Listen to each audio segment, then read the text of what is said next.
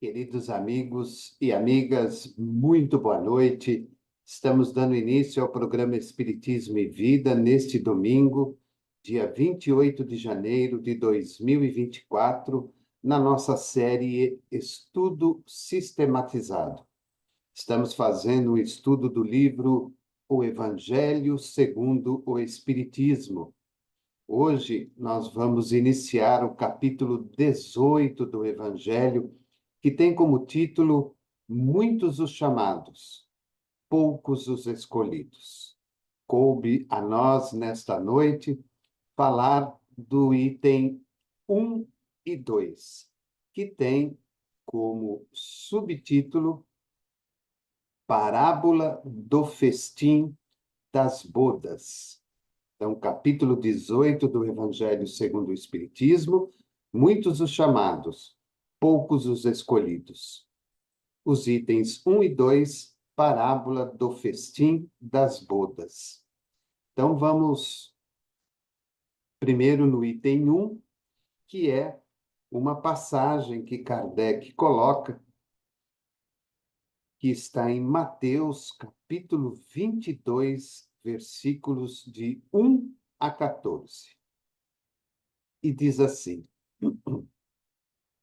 Falando ainda por parábolas, disse-lhes Jesus: O reino dos céus se assemelha a um rei que, querendo festejar as bodas de seu filho, despachou seus servos a chamar para as bodas os que tinham sido convidados. Estes, porém, recusaram-se a ir.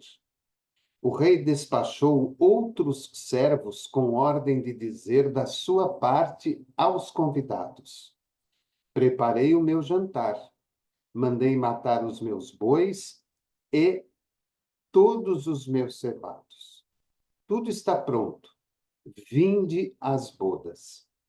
Eles, porém, sem se incomodarem com isso, lá se foram, um para a sua casa de campo, outro para o seu negócio. Os outros pegaram dos servos e os mataram, depois de lhes haverem feito muitos ultrajes. Sabendo disso, o rei se tomou de cólera e, mandando contra eles seus exércitos, exterminou os assassinos e lhes queimou a cidade. Então disse a seus servos: O festim das bodas está inteiramente preparado, mas os que para ele foram chamados não eram dignos dele. E depois às encruzilhadas, e chamai para as bodas todos quantos encontrardes. Os servos, então, saíram pelas ruas e trouxeram todos os que iam encontrando, bons e maus. A sala das bodas se encheu de pessoas que se puseram à mesa. Entrou em seguida o rei para ver os que estavam à mesa e, dando com um homem que não vestia a túnica nupcial, disse-lhe: Meu amigo, como entraste aqui sem a túnica nupcial? O homem guardou silêncio. Então disse o rei à sua gente: Atai-lhe as mãos e os pés e lançai-o nas trevas exteriores. Aí é que haverá prantos e ranger de dentes, porquanto muitos há chamados, mas poucos escolhidos. Mateus, capítulo 22, versículos de 1 a 14. O item 2 é a explicação de Kardec com relação a esta passagem de Jesus. Então, como é uma explicação um pouco mais longa, nós vamos fazendo parágrafo por parágrafo para que possamos compreender bem essa lição, que muitas vezes fica na dúvida para algumas pessoas que são novas na leitura do Evangelho segundo o Espiritismo ou até mesmo nas passagens de Jesus. O incrédulo sorri a esta parábola, que lhe parece de pueril ingenuidade, por não compreender que se possa opor tanta dificuldade para assistir a um festim, e ainda menos que convidados levem a resistência a ponto de massacrarem os enviados do dono da casa. As parábolas, diz ele, o incrédulo, são, sem dúvida, imagens. Mas ainda assim, mister se torna que não ultrapassem os limites do verossímil. Então, neste primeiro ponto, Kardec vem reforçar aquilo que dissemos. Muitas vezes nós temos uma dúvida muito grande com relação a esta parábola. Nossa, quanta dificuldade para uma festa, quanta dificuldade para reunir pessoas em torno de uma comemoração, sendo que ela seria integralmente gratuita a todos que haviam sido chamados, e chega-se a um ponto que o segundo grupo que foi chamado, ainda pelo fato de não aceitarem participar da festa, ultrajaram e até mataram aqueles que foram os emissários do próprio dono da casa. E Kardec coloca também que as parábolas, diz ele, o incrédulo, são, sem dúvida, imagens, mas ainda assim, mistério se torna que não ultrapassem os limites do verossímil. Ou seja, é preciso que nós entendamos aquilo que Jesus falava ou aquilo que Jesus queria dizer ao povo daquela época, quando ele se utilizava dessas parábolas. Naquela época, vivíamos um povo ainda muito inculto, um povo que ainda se prendia muito às questões materiais da vida, o poder, a riqueza, a moeda, as benfeitorias materiais. Então, era um povo muito mais voltado às questões materiais da vida do que às questões morais e espirituais. E quando Jesus se expressava ao povo, e como também aos seus próprios discípulos, ele se utilizava dessas parábolas para que houvesse, por parte de todos, uma vontade, um despertamento para que, ao irem para suas casas, ou para os seus negócios, ou para o seu canto preferido, eles parassem para pensar o que será que Jesus quis dizer com aquilo. Por que Jesus se utilizou dessa história, desse fato, dessa situação para se dirigir a cada um de nós? Então, todas as vezes que nós nos deparamos com uma parábola de Jesus, se faz necessário que observemos o fundo e não simplesmente a forma. Porque ao ler esta parábola que está em Mateus, como disse o próprio Kardec no início, nós vamos acabar sorrindo. Porque é uma bobagem, uma festa comum como qualquer outra, e tanta dificuldade para reunir as pessoas, tanta morte, tanto ultraje para que as pessoas se reunissem em torno daquele banquete.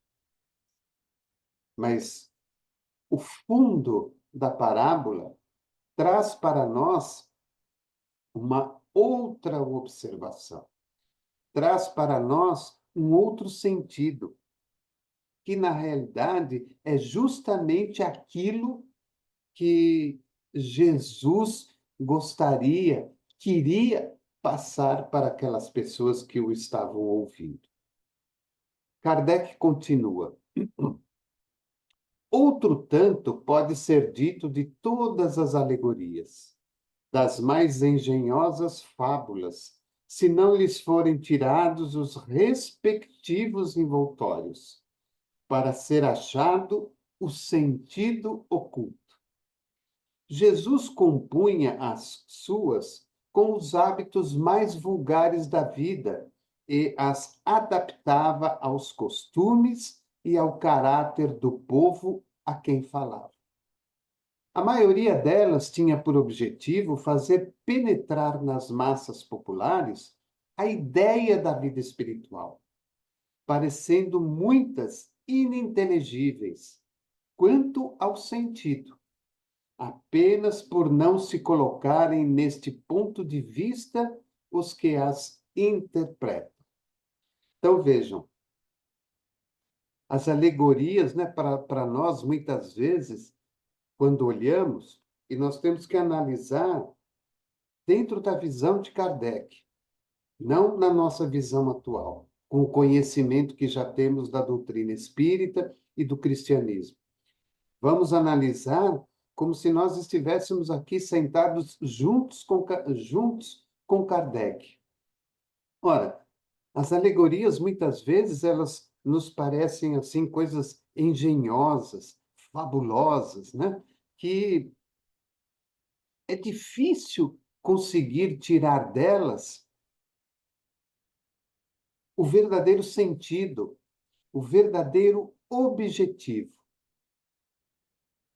E aí Kardec fala, o objetivo, o sentido, estavam ocultos em todas elas. Jesus, ao realizar os seus comentários, ele juntava todos os hábitos e tudo aquilo que era de mais vulgar na vida daquele povo e daquela época. E ia adaptando tudo isso aos costumes e ao caráter de cada povo. Porque como Jesus uma hora estava aqui, outra hora estava acolá, ele sabia perfeitamente como era o costume, o caráter daqueles que o cercavam, daqueles que estavam junto do povo, ouvindo as suas preleções. Nós nunca podemos nos esquecer da grandeza espiritual de Jesus, da sua alta capacidade espiritual. Jesus, um espírito crístico de alta envergadura, sabia perfeitamente com quem estava lidando. Quem eram as pessoas, quem era o povo, como era aquela localidade, quais eram os costumes, qual o caráter individual ou coletivo daquele local. Então, Jesus, ao falar àquela gente, ele se utilizava de todos esses aspectos para poder atingir o seu objetivo. E qual era o objetivo de Jesus? A vida espiritual. E aí alguém pode perguntar: puxa, mas o que tem a ver a parábola da festa com a vida espiritual? E nós vamos ver mais para frente como Kardec consegue destrinchar essa pergunta. Como ele consegue achar o fundo dessa parábola de Jesus. Para que entendamos o verdadeiro objetivo de Jesus ao expor esta parábola. Então, imaginemos Jesus falando ao povo, falando especificamente desta parábola, para tentar levar àquele povo o conhecimento da vida espiritual. Olhem a capacidade intelectual desse espírito. Ele continua: na de que tratamos, que é essa parábola que está em Mateus, Jesus compara o reino dos céus, onde tudo é alegria e ventura, a um festim. Falando dos primeiros convidados, alude aos hebreus, que foram os primeiros chamados por Deus ao conhecimento da lei. Então, vamos dividir esse parágrafo. Jesus, na preocupação e na disposição de levar o conhecimento da vida espiritual àquele povo, ele está falando ali do reino dos céus. Ele está fazendo uma comparação do reino dos céus a uma festa. O que nós encontramos numa festa? Alegria e ventura. O que nós encontramos no reino dos céus? Alegria e ventura. E há de se entender aquela festa sadia, equilibrada, repleta de propósitos elevados e positivos. Então, Jesus compara o reino dos céus a uma festa, a um festim. Porque nos dois lugares, o que nós vamos encontrar? A alegria e a aventura. Os primeiros que foram chamados para a festa do Senhor, Jesus compara aos hebreus. Lá na história, quando pegamos lá o Primeiro Testamento, ou o Velho Testamento, os hebreus foram os primeiros chamados por Deus ao conhecimento da sua lei. Os hebreus foram os primeiros a serem chamados por Deus ao conhecimento da sua lei. Olha como Kardec vai destrinchando a parábola. Os enviados do rei, ou seja, aquelas pessoas que eram servidoras do rei que estava dando a festa, são os profetas, que os vinham exortar a seguir a trilha da verdadeira felicidade. Então, o rei chama os seus servos e pede a ele para que possam ir buscar os convidados. O rei chama os profetas para que lhes exortem os conhecimentos espirituais. E quem são esses primeiros a receberem? Os hebreus.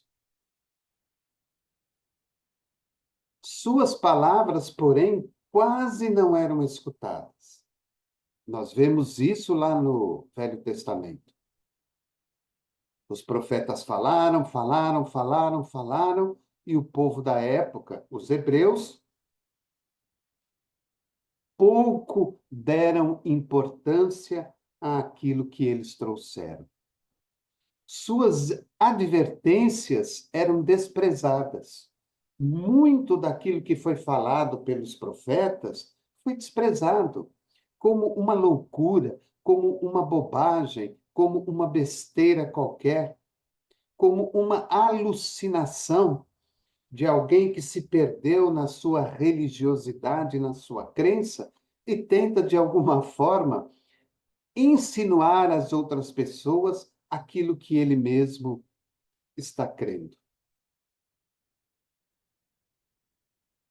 Muitos foram mesmo massacrados, como os servos da parábola. Lembram dos antigos profetas? Muitos deles foram mortos, massacrados, porque tentavam levar ao povo hebreu a mensagem da vida espiritual, e isso causava um desconforto para aqueles que eram os dominadores políticos e aqueles que eram os dominadores religiosos da época. Muitos foram massacrados, outros foram mortos. Tudo isso para que se apagasse a mensagem da vida espiritual. Os convidados que se excusam, pretextando terem de ir cuidar de seus campos e de seus negócios, simbolizam as pessoas mundanas que, absorvidas pelas coisas terrenas, se conservam indiferentes às coisas celestes. Lembram do segundo grupo, que novamente vão à rua a mando do rei para que trouxessem convidados, e esses se esquivaram, um indo para o seu negócio, outro indo para a sua casa de campo? Kardec nos mostra que esses são as pessoas comuns, que se esquivam das questões religiosas, das questões celestes, das questões espirituais, simplesmente porque estão inteiramente absorvidas pelos seus problemas e pelos seus objetivos materiais.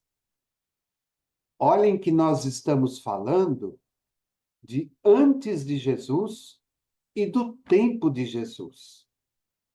Mas se olharmos para o hoje, 28 de janeiro de 2024, ainda encontramos a mesma situação. Pessoas comuns da vida que tão envolvidas estão com as questões materiais que não têm tempo para a sua religiosidade, para a sua espiritualidade. São completamente indiferentes a essa questão. Lembram-se de Deus, por exemplo, naqueles momentos mais difíceis, onde passam por provações muito duras e difíceis, e aí pedem a Deus a ajuda e o amparo de que necessitam. Ele continua: antes da vinda do Cristo, com exceção dos hebreus, todos os povos eram idólatras e politeístas. Antes da vinda do Cristo, de Jesus, com exceção dos hebreus, todos os povos eram idólatras e politeístas. Se alguns homens superiores ao vulgo conceberam a ideia da unidade de Deus, essa ideia permaneceu no estado de sistema pessoal. Em parte, nenhuma foi aceita como verdade fundamental, a não ser por alguns iniciados que ocultavam seus conhecimentos sob um véu de mistério, impenetrável para as massas populares. Então, a grande maioria, com exceção dos hebreus, estavam vivendo a idolatria e o politeísmo. Eram raros, muito poucos, aqueles que tinham como crença a unidade de Deus, ou seja, um único Deus. E mesmo assim, para que não ficassem à mercê da sociedade e muitas vezes à mercê dos castigos que poderiam decorrer em virtude dessa crença, faziam isso de forma muito velada, de forma muito misteriosa, de forma muito íntima com eles próprios e com o grupo a que pertenciam. Os hebreus foram os primeiros a praticar publicamente o monoteísmo. É a eles que Deus transmite a sua lei, primeiramente por via de Moisés, depois por intermédio de Jesus. Então, os hebreus, mesmo com toda a dificuldade espiritual que ainda mantinham, foram os primeiros a praticar de forma pública o monoteísmo. Então, Deus transmite a eles toda a sua lei, primeiramente via Moisés, quando nós nos lembramos dos 10 mandamentos, e depois pelo intermédio de Jesus, quando vem trazer a lei do amor, do perdão, da caridade, por assim ser. Foi daquele pequenino foco que partiu a luz destinada a espargir-se pelo mundo inteiro, a triunfar do paganismo e a dar a Abraão uma posteridade espiritual, tão numerosa quanto as estrelas do firmamento. Então, desse pequenino foco que foram os hebreus, Deus faz espargir todo um conhecimento espiritual de unidade de crença num único Deus, e Kardec coloca que do paganismo triunfando do paganismo e dando a Abraão lá o primeiro a começar todo esse trabalho, uma posteridade espiritual, ou seja, de conhecimento da vida espiritual. Tão numerosa foi essa atividade quanto as estrelas do firmamento. Então vejam a grandeza e a importância desse momento em que os hebreus publicamente aceitam o monoteísmo e veem em Deus o único, o Deus único, não mais os vários deuses. E faz com que todo aquele ensinamento que havia em Abraão se torne tão grande como as estrelas do firmamento, criando aí uma posteridade espiritual que começa a avançar até o momento de Jesus. Entretanto, abandonando de todo a idolatria, os judeus desprezaram a lei moral para se aferrarem ao mais fácil, a prática do culto exterior. Então, naquele momento, mesmo compreendendo essa unidade de Deus, como Deus único, abandona-se a idolatria de vários deuses. Mas acontece aí um fator muito significativo. Os judeus desprezam a lei moral. E aí se prendem a tudo aquilo que era mais fácil, a prática do culto exterior. Então, deixamos de lado os vários deuses, temos um único Deus, mas é como se estivéssemos aí fazendo uma negociata com esse Deus. Deixamos de lado a lei moral e, através do culto exterior, nós vamos nos retratando com esse Deus. Então, nós oferecemos àquele Deus, ao único Deus, uma oferta para nos redimirmos do erro que havíamos cometido. Então, era como se fosse uma negociata. Olha, eu estou ali dando ouro, eu estou dando um saco de cevada, eu estou dando um saco de alguma coisa que eu plantei e peço, né, que aquilo seja remediado e tal, mas a lei moral, ela não se estabelece na vida dos judeus. O mal chegara ao cúmulo. O mal chegara ao cúmulo. É uma Eu vou abrir aqui um parênteses, é uma parábola, como tantas outras, muitas vezes até difícil de nós entendermos, mas se faz necessário que a gente estude um pouquinho o Velho e o Novo Testamento, para que a gente possa entender a história, o decorrer da história. Fechando parênteses, quando Kardec diz aqui que o mal chegará ao cúmulo, ele está se reportando justamente naquele instante em que o mal era uma coisa comum. E depois, para remediar o mal, nós praticávamos o culto exterior. A nação, além de escravizada, era esfacelada pelas facções e dividida pelas seitas. Olha como chegou a situação. Além dos judeus estarem escravizados,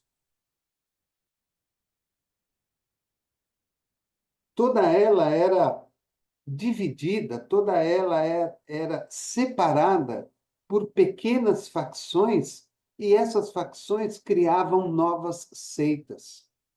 Todos eram judeus, todos acreditavam num único Deus,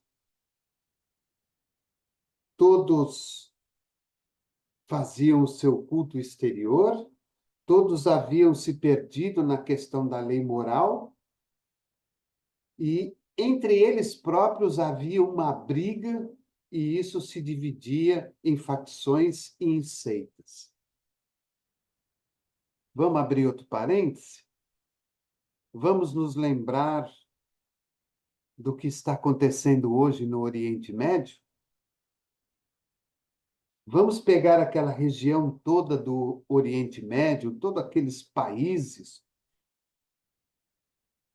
O que nós estamos vendo? Por que da briga? Por que da guerra? Isso não é de hoje. Isso não começou ontem. Com todo respeito, claro, que não há justificativa por aquilo que, por exemplo, o Hamas fez contra pessoas de Israel e até pessoas de outro país, mas o que nós vemos ali é a continuidade daquilo que havia no tempo de Jesus, até antes de Jesus. Então, essa guerra, essas seitas, essas separações, essas divisões, já vêm lá de trás. São milênios, milênios de briga religiosa, porque este é o meu Deus, este é o meu Deus, este meu Deus é o melhor, ou este meu Deus que é o verdadeiro. E esses espíritos reencarnam e reencarnam, e muitas vezes não conseguem se sobrepor ao ódio, à vingança e a tudo aquilo que trazem de épocas anteriores. Fechando parênteses, ele continua. A nação, além de escravizada, era esfacelada pelas facções e dividida pelas seitas. A incredulidade atingira mesmo o santuário. Então, eram tantos absurdos, eram tantas questões imorais, eram tantas divisões, eram tantas seitas criadas dentro de um único pensamento, que o santuário divino, ou seja, aquela crença divina num único Deus, começa a sofrer a incredulidade por parte de muitos.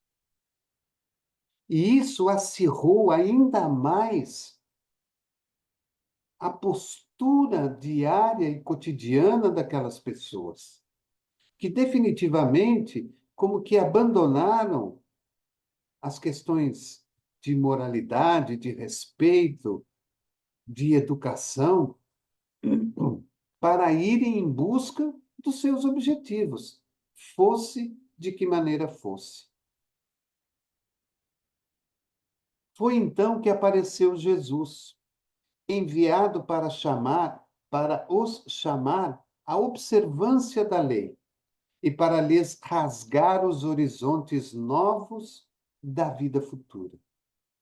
Então, com todo um plano desenvolvido pela espiritualidade superior, chega Jesus num momento crítico, onde a religiosidade entre eles estava completamente comprometida. Então, Jesus vem trazer uma nova visão, rasgar toda aquela ignorância, rasgar todo aquele preconceito para apontar de forma clara e verdadeira os novos horizontes de uma vida futura. Dos primeiros a ser convidados para o grande banquete da fé universal, eles repeliram a palavra do Messias celeste e o imolaram. Então, Kardec está fazendo uma comparação lá na festa, na parábola que Jesus coloca. Dos primeiros, aqueles que não aceitaram, aqueles que não quiseram, aqueles que não foram à festa, aqueles que massacraram e mataram os enviados do Senhor, aqueles que foram para os seus negócios, para suas casas de campo, dos primeiros a ser convidados para o grande banquete da fé universal, ou seja, da mudança universal, levando a uma fé na vida futura, eles repeliram a palavra do Messias celeste e o imolaram, ou seja, levaram Jesus à crucificação. Perderam, assim, o fruto que teriam colhido da iniciativa que lhes coubera. Então, naquele instante, todo esse povo perde o fruto, porque Jesus era o fruto de toda essa iniciativa de mudança e de compreensão, de que realmente Deus é único, é um só para todos, e que há uma vida espiritual nos esperando. E que nós precisamos compreender esta vida espiritual. Perderam, assim, o fruto que teriam colhido da iniciativa que lhes coubera. Fora, contudo, injusto acusar-se o povo inteiro de tal estado de coisas. Então, quando nós olhamos a história, quando nós observamos todo este contexto, lá de Abraão até a chegada de Jesus, nós não podemos taxar a todo o povo como culpado. Fora, contudo, injusto acusar-se o povo inteiro de tal estado de coisas. A responsabilidade tocava principalmente aos fariseus e aos saduceus. Os fariseus e os saduceus, que foram uma parte dessa divisão, lá do tempo de Moisés, eles eram extremamente radicais, extremamente injustos com a verdade. Falavam e não praticavam. Mostravam, mas intimamente não exerciam. Então, eles eram muito difíceis de lidar. Talvez de todas as facções, de todas as divisões que Jesus encontrou pela frente na sua caminhada apostólica, com certeza os fariseus e os saduceus foram os mais difíceis. Então Kardec coloca: a responsabilidade tocava principalmente aos fariseus e aos saduceus, que sacrificaram a nação por efeito do orgulho e do fanatismo de uns e pela incredulidade de outros. Olha que interessante. fariseus e saduceus, uma parte de todas aquelas divisões, de todas aquelas facções que aconteceram. Muito bem. Entre eles havia diferenciação. Então, você tem uma totalidade, essa totalidade se divide, e aí você pega duas partes dessa totalidade, que são os fariseus e os saduceus, e mesmo entre eles existem novas divisões. Uns, por efeito do orgulho e do fanatismo, e outros pela incredulidade. Então, quando se depararam com Jesus, os seus novos ensinamentos, a sua nova visão da vida espiritual, nova para eles, uns, movidos pelo orgulho e pelo fanatismo, não aceitaram Jesus. Outros, incrédulos, não aceitaram Jesus. São, pois, eles, sobretudo, que Jesus identifica nos convidados que recusam comparecer ao festim das bodas. Aí voltamos lá na parábola, quando Jesus fala de quando Jesus fala na parábola daqueles que se recusaram a ir à festa, Jesus está indiretamente falando de quem? Dos fariseus e dos saduceus, que não foram à festa porque eram orgulhosos, fanáticos, outros porque não acreditavam na festa. Qual era a festa? Qual era o ideal da festa? O conhecimento da vida espiritual. São, pois, eles, sobretudo, que Jesus identifica nos convidados que recusam comparecer ao festim das bodas. Depois acrescenta: vendo isso, o Senhor mandou convidar a todos os que fossem encontrados nas encruzilhadas, bons e maus. Quando o senhor da festa viu que ninguém queria comparecer, ele manda novamente os seus servos irem a todas as encruzilhadas e convidarem a todos. Bons e maus, não importa quem era. Quem você encontrar pela rua, convide para a festa. O que Jesus quis dizer com isso?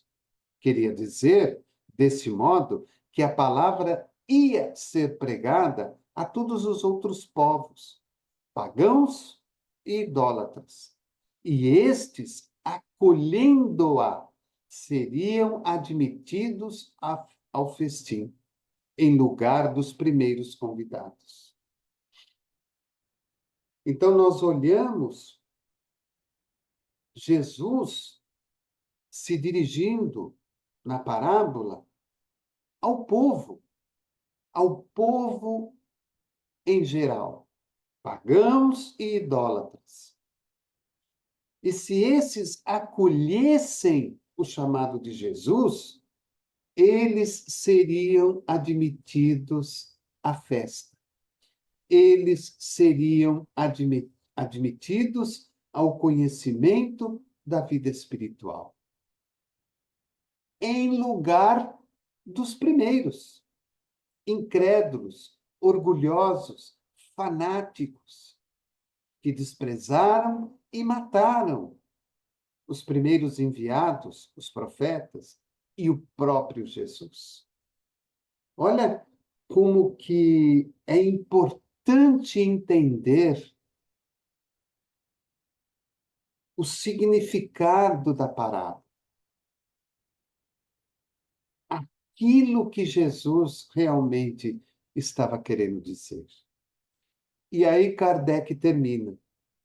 No entanto, não basta a ninguém ser convidado. Todos nós somos convidados diariamente a inúmeras festas espirituais. Na casa espírita, no trabalho, na família, na rua, no lazer, na sociedade de um modo geral, em todos os lugares em que nós adentramos, nós estamos sendo convidados a uma festa. Como nós vamos nos comportar naquela festa? Como que nós vamos dar o nosso testemunho naquela festa?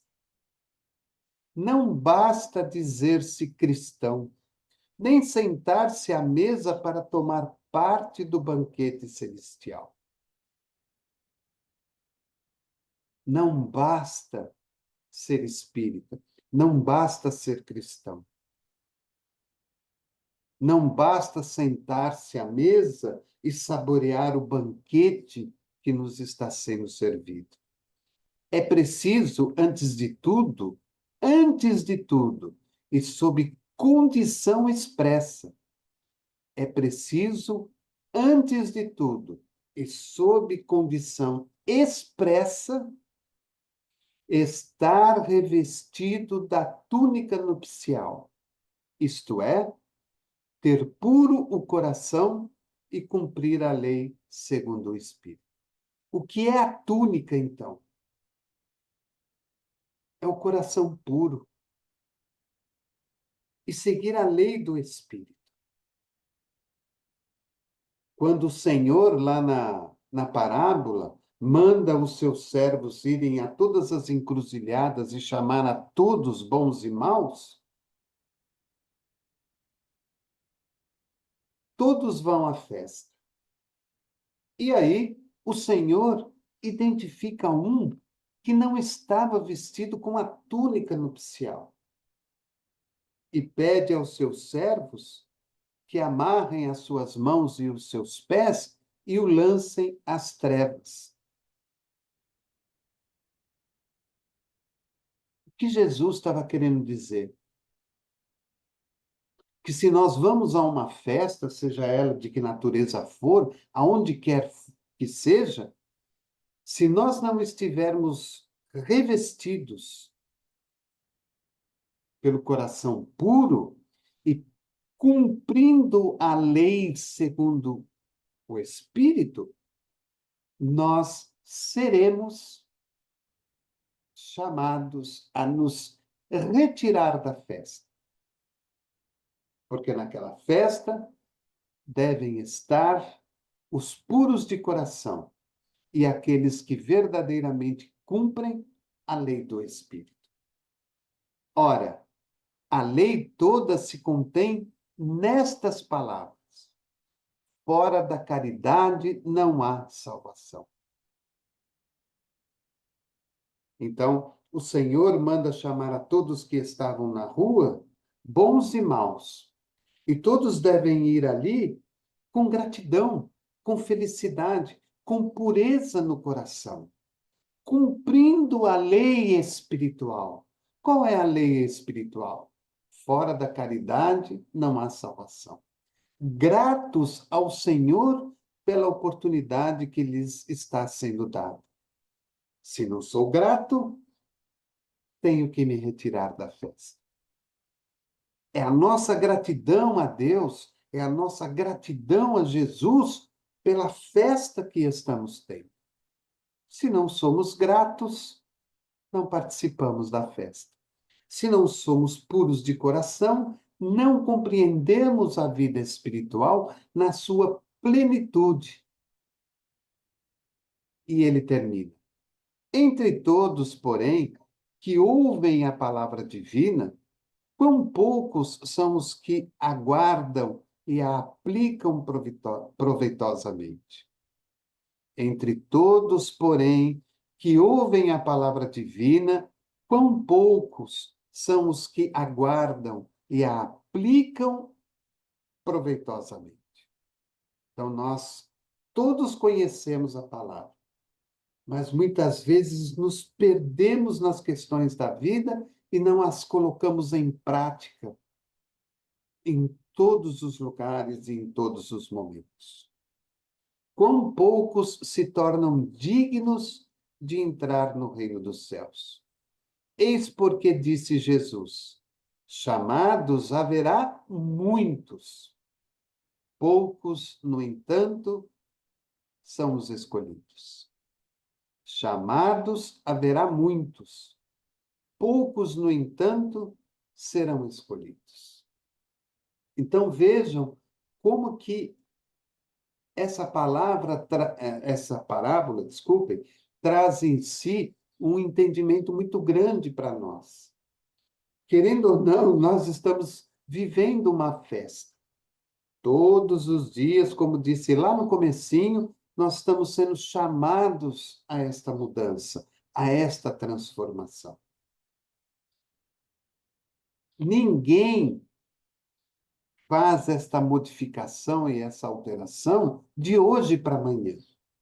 Mas todas as vezes que nós compreendemos, todas as vezes que nós compreendemos o sentido da festa, o objetivo do Senhor que nos chamou à festa, e aproveitamos este instante, nós estamos dando e conseguindo dar um passo adiante na nossa evolução e no nosso progresso.